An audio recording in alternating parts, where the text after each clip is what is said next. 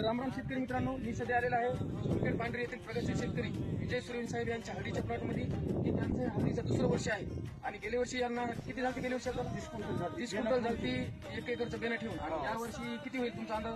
यावर्षी 50-55 डबा होईल. बरं रिझल्ट कसा वाटायला तुम्हाला? नंबर 1 वाढायला. नंबर 1 होईल.